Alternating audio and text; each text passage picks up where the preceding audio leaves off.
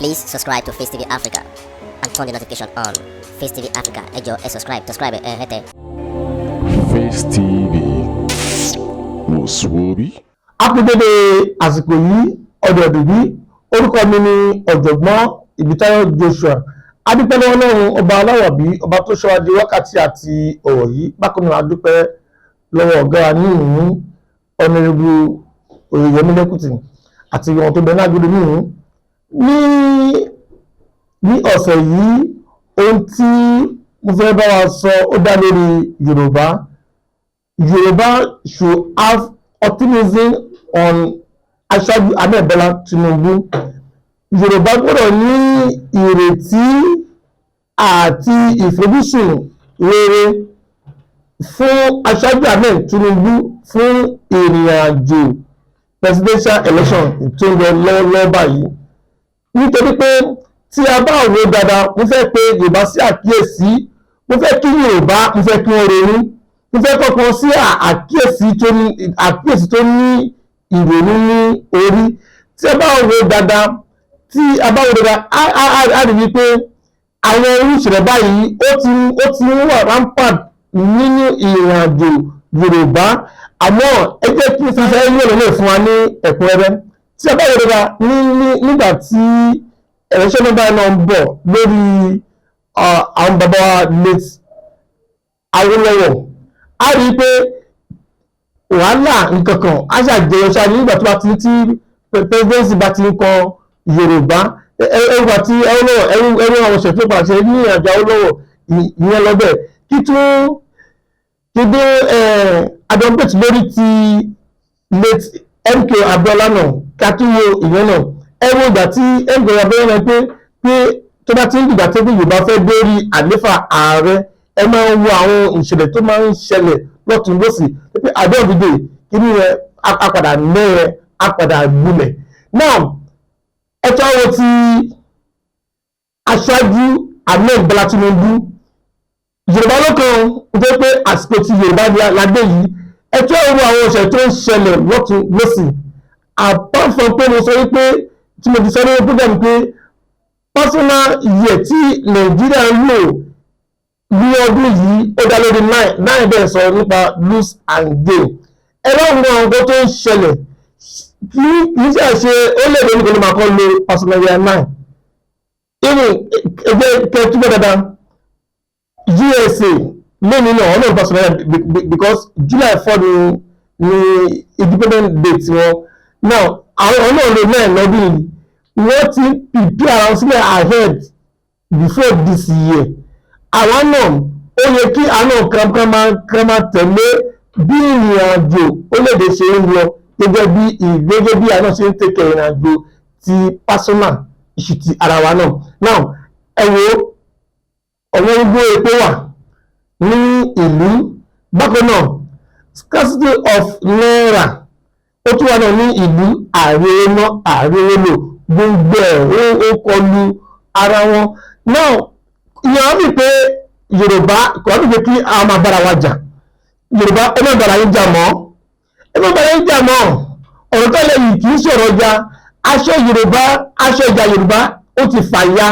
Yorùbá ẹ má bára yín jà mọ́ à ń sún tẹ́lẹ̀ ní títì à ń dára yọ̀ sílẹ̀ gbogbo ọkọ̀ wọ̀nyí ẹ̀rọ ti pé àwọn òkú tá à ń bàjẹ́ yìí owó wa ni gọ́ọ̀mẹ̀ntì ṣe fún wa o ṣẹlẹ́tì gbogbo tí à ń jà fàálẹ̀ látara gọ́ọ̀mẹ̀ntì ara wa náà ti rí owó yìí náà tó fi ṣe àwọn àǹfààní tá à ń jẹ látara gọ́ọ̀mẹ̀ntì yìí ara náà ti ṣe kò wá tó pé ìpínlẹ̀ nǹkan tí wọ́n fi owó wa ṣe àwọn náà láti máa fi owó ara wa àti máa fi bà á jẹ́ ohun kan ní solution.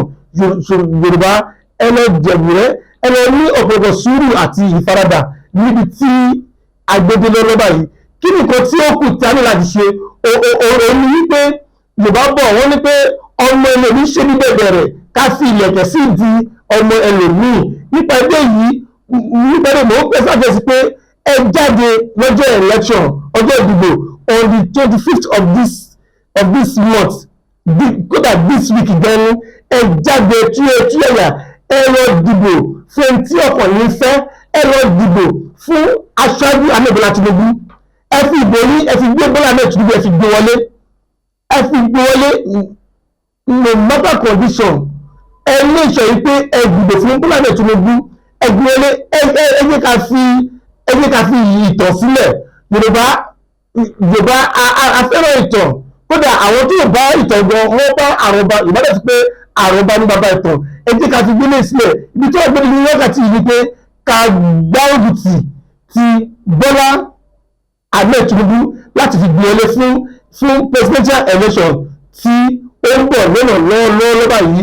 ìyẹ́gbọ́n ní a lè fi wà relief ní Yorùbá land. Bẹ́ẹ̀ ni kò sí jà, kò sí wàhálà, kódà àbá gọ́ọ̀mẹ̀ntì jà, ẹgbẹ́ kan ṣe ní pé gọ́ọ̀mẹ̀ntì àbá yín jà ọ bákan náà àbá ara wa jà mọ́. Ẹ̀lẹ́ṣẹ̀ tó ní wájú ẹlẹ́sìn ni a fẹ́ mójútó nínú ìrìn àjò ohun tó lọ́lọ́ ní orílẹ̀-èdè yìí. Ìdí nìyí mo ṣe gbìyànjú láti aggregate lórí ìṣẹ̀lẹ̀ tó ti ṣẹlẹ̀ sẹ́yìn, káfíyẹ ẹ̀kọ́ gbọ́, káwá rí ẹ̀kọ́ wúlò nínú ẹ̀, káwá ti ṣe mistake sẹ́yìn, káwá ti ṣe mistake lórí ti aṣáájú Bola Tinubu ìtọ́wà ní wájú lọ́wọ́ báyìí. Ẹgbẹ́ ká ṣe mistake ẹgbẹ́ ká fi bọ̀ àgbẹ̀ wọlé, ẹgbẹ́ kí Bola Tinubu ẹ̀kọ́ mi lọ, ẹgbẹ́ ká support láti gbé orí ààrẹ, nítorí pé ìrọ̀rùn bí orí ìrọ̀rùn ẹ̀yọ bí ó ṣe jẹ́ nìyẹn fún àwa Yorùbá. Now kí tó máa lọ, the private home industry àwọn dì lórí ilẹ̀ kátàlẹ̀ kábàrún bídìlé náà dì ní orí ẹ̀. Bákan náà the institutional Joseph adult ohun tó dì lórí wípé ilé ìwé ẹ̀kọ́ ìgbà ni. Bákan náà tó bá rí àwọn tó fẹ́ ṣe lẹ́sìn fún DC JAMB àbí WAEC ni wọ́n tún ní example fún àwọn náà. Bákan náà lórí ọ̀rọ̀ tí lórí ìmọ̀ tí mo bá fi sọ̀rọ̀ yìí ti ṣe ìmọ̀ nọ́mbà yìí, mo pè ní benefit of birth. Ilé ìwé ẹ̀ wà, yes ó wà, 2 class ni ó wà. Jẹ́ pé àwọn tó pé wọ́n fi máa fún English class ọ̀rẹ́ máa wá ní Monday, Wednesday, Friday. Ọ̀dọ́ pé Yorùbá class ló fi máa wá fún kìkì Saturday nìkan ṣe ni ọ̀rẹ́ máa yanjú ní weekend. Bákan náà ó tún wà ní online náà, àwọn tó fẹ́ kọ́ ní online náà. So ẹ jẹ́ kí a mọ̀ láti lè pùtù bí àwọn step tí a máa tẹ̀lé àwọn tá a fẹ́ kọ́ ní online. Bí àwọn tọ́dọ̀ á jìnà adẹ̀fẹ́ mọ̀ nípa ìmọ̀ yìí kò sẹ́ni tí kò lè mọ̀. Kò dá lórí pé pásítọ̀ ni mí, wòlíì ni mí, àfáà ni mí, babaláwo ni àwọn tó lè mọ̀ nìyẹn, àwọn tó ń tún yẹn ló lè mọ̀ no student lè mọ̀, kò sẹ́ni tó lè mọ̀. Wọ́n tó yẹ pé salary and allowance náà kò sẹ́ni tí kò lè mọ̀, everybody lè mọ̀. Fún ìrìn àjò ìgbésí ayé wa náà ló ní ìtumọ̀ láti lè mọ̀. So bí àdàgbà ètò ìní bó ṣe fi àdàgbàrọ̀ ní eléyìí tó mo dúpẹ́ lọ́wọ́ àwọn olólùfẹ́ mi. Orúkọ mi kò tí ì yí padà, èmi náà sì ni olólùfẹ́ yín, ọ̀jọ̀gbọ́n amòye Ibitayo Joshua. Èmi náà mọ epo lápá òkú ọwọ́ epo ṣe wojú ọlọ́rọ̀ ire o. Please subscribe to Face TV Africa and turn the notification on. Face TV Africa, ẹ jọ̀ọ́ ẹ subscribe hẹ́tẹ̀. Face TV was Swoby.